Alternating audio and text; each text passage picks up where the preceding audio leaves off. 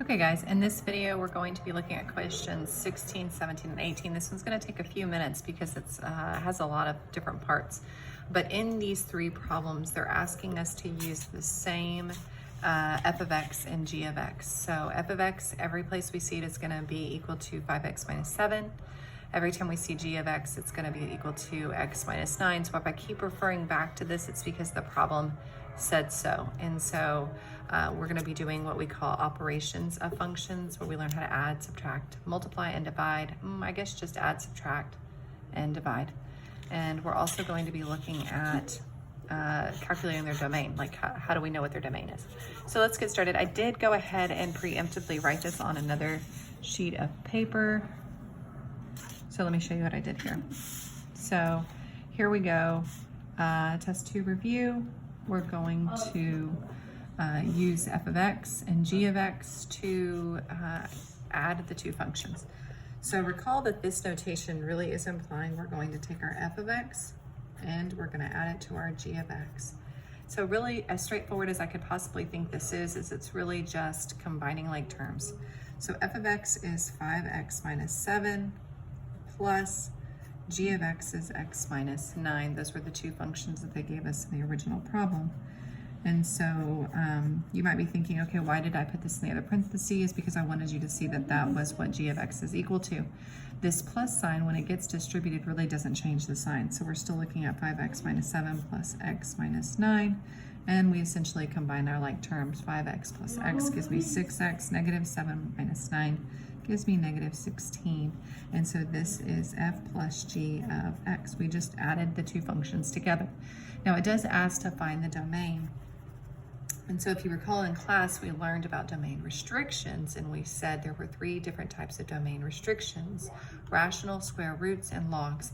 And since this has no fraction, or more importantly, no variable trapped in the denominator, there's no denominator, there's no square root, and there is no word log. So when anytime you have this is just linear, the domain is going to be negative infinity to positive infinity. And so let's move on to problem number 17. Oh, I forgot, 16 had a part A and a part B. It also said f plus g of negative 4.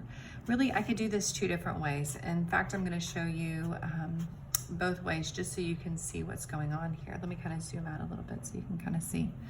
So this is interpreted as g of negative 4, where my input is negative 4, plus g of negative 4, where my input is also a negative 4 in my g function. And so essentially what we're doing is putting in negative 4 into the f function and getting out an output.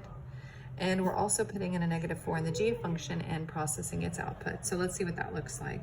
Recall our f of x function is 5x minus 7, so that's going to read 5 times negative 4 minus 7 plus, that's indicating my g function, negative 4 minus 9. And so we have negative 20 minus 7 plus negative 4 minus 9 would give me negative 13. We get negative 27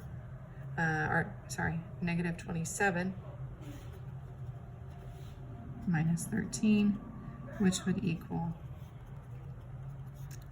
negative 40. So f plus g of negative 4 is negative 40. So this is always option 1. Put a negative 4 every place you have an x in both of your functions and add those two numbers together. The alternative is, notice in the previous problem, we already figured out what f plus g of x was. It was 6x minus 4. So I could have come in right underneath it. I'll use a different color so you can see.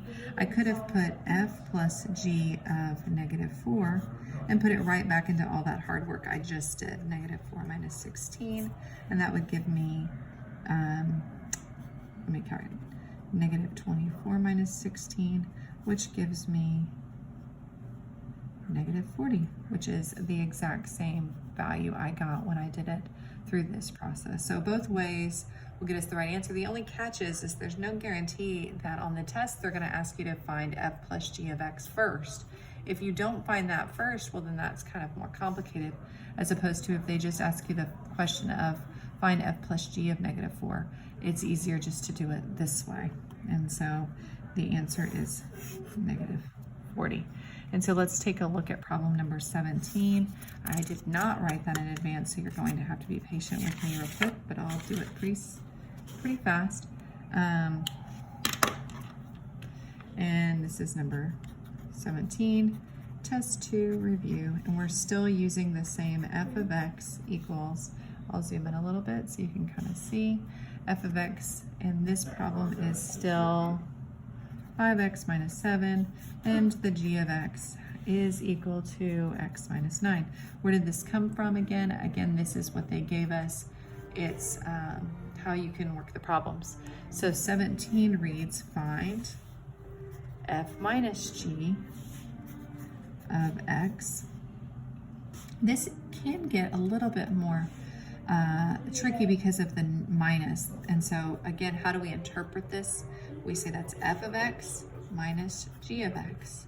And so I typically tell students it's wise when you're adding or subtracting, but most importantly subtracting, go ahead and put this in brackets because you will be distributing that negative and it will affect all the values. So we get f of x is 5x minus 7 minus x minus 9.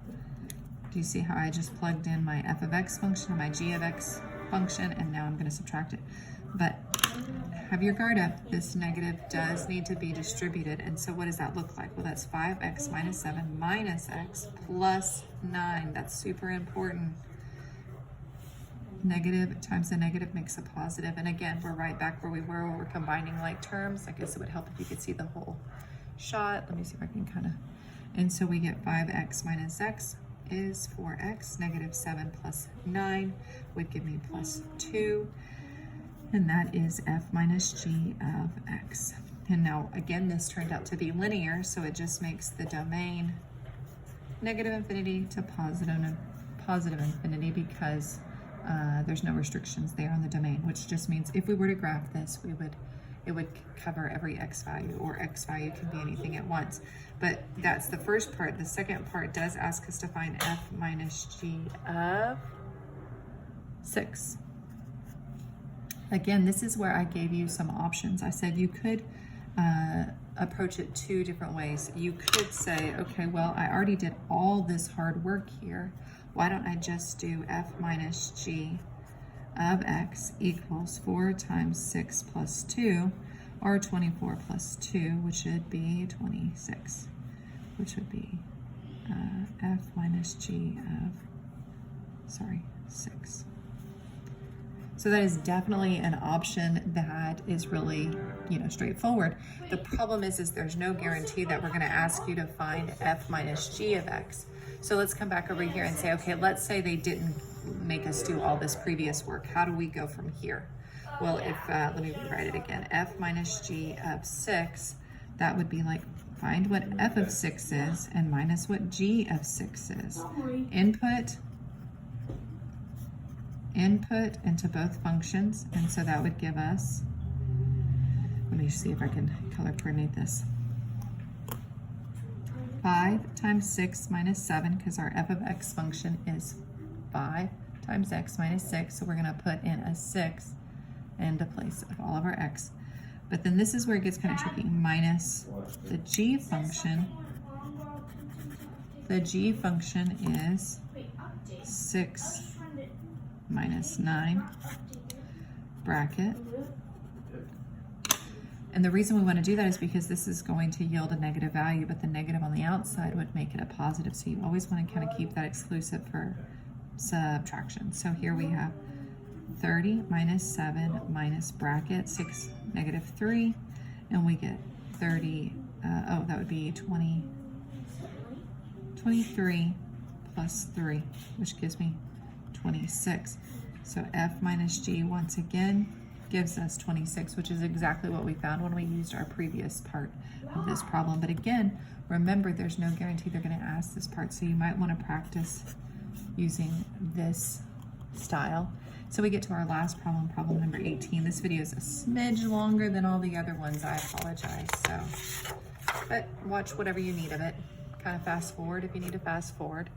So here we get to 18. 18 is still using f of x is 5x minus 7. G of x is x minus 9.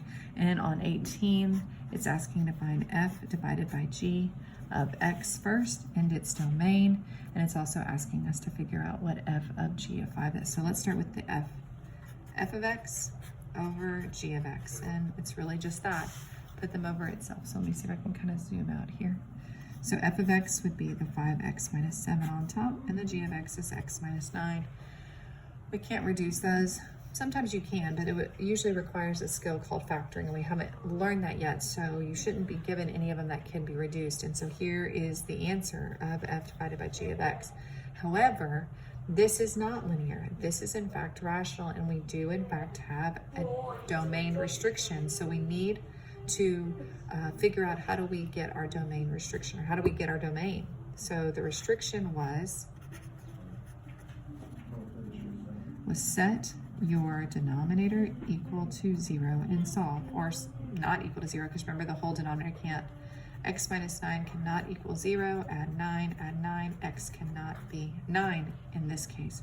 It can be all the other numbers it wants to be, it just cannot be 9. So our domain for this particular function, when we divide them, is negative infinity to 9, union 9 to infinity. It can be to the left of 9 and it can be to the right to 9. It just cannot include to 9. So this is our domain because this is not linear, it has a restriction. So let's look at the second part of this video, which is what is f of g of 5. So here we go. This is putting a 5 every place you have an x in both of your functions and simply computing 25 minus 7 over 5 minus 9, which would give me negative 4. So we have 25 minus 7, which would be, let's see, 15, 16, 17, nope, 18, divided by negative 4. Then you can reduce that. They're both divisible by 2. So we get 9 over negative 2, and that is our answer. F divided by g of 5 is equal to 9 divided by 2.